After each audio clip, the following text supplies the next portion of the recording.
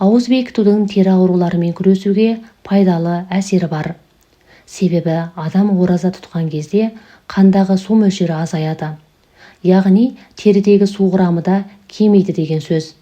Бұл терінің қуаттылығын арттырып, зиянды микробтар мен бактерияларға қарсы тұруға көмектеседі.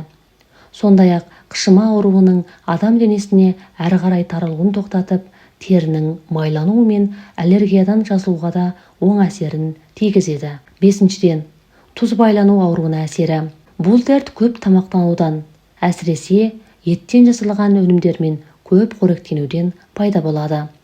Сондай-ақ адам шамасынан тыс тамақ жегенде бұлшықеттердегі протеин құрамы тым көбейіп, бұзыла бастайды.